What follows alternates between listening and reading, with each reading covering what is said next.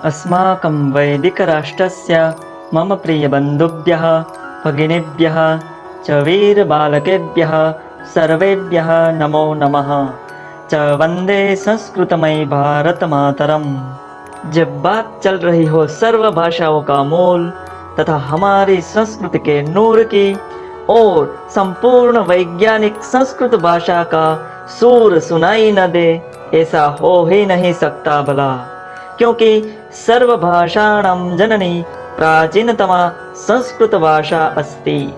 वैसे दुनिया की ज्यादातर सभी भाषाओं का उद्भव सबसे प्राचीन संस्कृत भाषा से ही हुआ है, फिर चाहे वह हिंदी, गुजराती, अंग्रेजी, मराठी, तमिल, कन्नड़, उर्दू हो या भारत को छोड़ के French, German, Latin, Greek, Russian, Roman या अन्य कोई भी भाषा हो, सभी में कहीं न कहीं संस्कृत से ही लिए गए शब्द मिलते हैं। आमतौर पर सभी भाषाओं का मूल उसका व्याकरण होता है और व्याकरण का मूल हर एक भाषा की अपनी अल्फाबेट अर्थात वर्णमाला है, किंतु विशिष्ट संस्कृत भाषा के व्याकरण का मूल वर्णमाला नहीं है, अपितु उससे भी पहले कुछ आता है जिससे वर्णमाला का उद्भव हो सका, और वह है माहेश्वर सूत्र। अब हम ऐसे समझे कि सभी भाषाओं का मूल संस्कृत भाषा, संस्कृत भाषा का मूल उसका व्याकरण और उसके व्याकरण का मूल माहेश्वर सूत्र। फलतः माहेश्वर सूत्र का महत्व सबसे अधिक हो ही जाता है, क्योंकि इससे ही सब उद्भव हुआ है। प्रचलित कथानुसार महर्षि पाणिनि ऋषि को इनका ज्ञान भगवान महेश्वर अर्थात शिव जी से प्राप्त हुआ था। भगवान शिव जी ने 14 बार डमरू बजाया, उसी 14 ध्वनि से महर्षि पाणिनि ऋषि को 14 सूत्र मिले। वे ही उनके द्वारा प्रस्तुत सूत्रबद्ध संस्कृत व्याकरण का मूल आधार बना और उसी में से ही स्वर व्यंजन के रूप में सुंदर वर्णमाला की वैज्ञानिक उत्पत्ति भी हुई। किंतु जो संस्कृत के अभ्यासु न हो, उनको ये माहेश्वर सूत्र का इतना महत्व न भी लगता हो, ऐसा बन सकता है। इसीलिए ये माहेश्वर सूत्र कुछ काम के नहीं है, ऐसा नहीं है। अगर बालक छोटा हो तभी से इसे सिखा दिया जाए तो वह बच्चे के लिए दूसरी सब बातें सीखना, जैसे कि वर्णमाला, ABCD, संख्या की गिनती, पहाड़ा, पोयम्स, ऐसे सभी बातें सीखना बहुत ही सरल हो जाता है, क्योंकि ये सामान्य मूलाक्षर से कठिन है। बिना अभ्यास के माहेश्वर सूत्र बड़े बड़े लोग भी इसे पढ़ के भी नहीं बोल सकते हैं।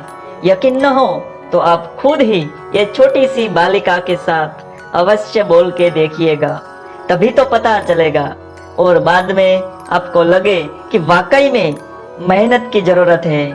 फिर भी इस छोटी सी बच्ची ने कर दिखाया है, तो ही संस्कृत भाषा के संवर्धन हेतु इस एपिसोड को लाइक और सभी को शेयर भी करके चैनल को सब्सक्राइब अवश्य करें।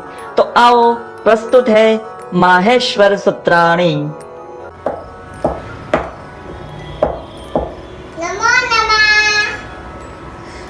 वर्णसंस्कृतं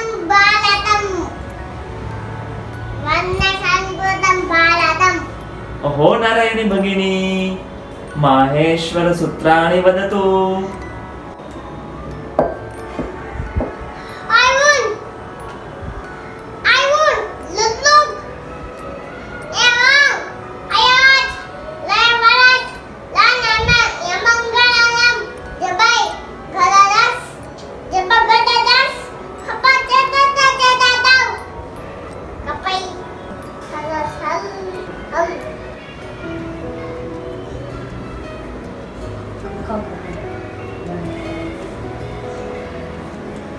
नारायणी भगिनी, वर्णमाला वदतु, व्यंजन वदतु।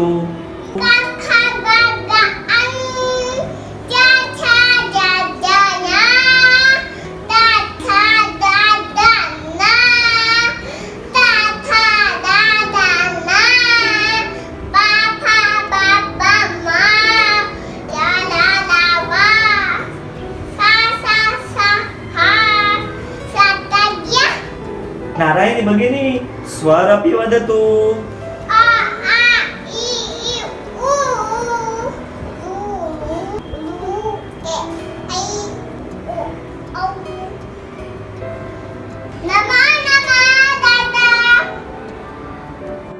जयतु भारतम् हर हर महादेव। वन्दे सर्वदा भारतम्।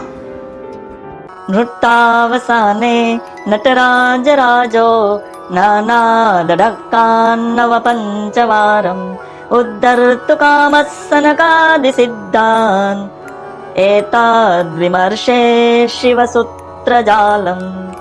तांडव नृत्य की समाप्ति पर नटराज शिवजी ने सनकादि ऋषियों की सिद्धि और कामना की पूर्ति के लिए नवपंच 14 बार डमरू बजाया। इस प्रकार डमरू के 14 बार बजाने से 14 सूत्रों के रूप में ध्वनियां निकली। इन्हीं ध्वनियों से व्याकरण का प्रागट्य हुआ। इसीलिए व्याकरण सूत्रों के आदि प्रवर्तक भगवान नटराज शिव जी को नमस्कार।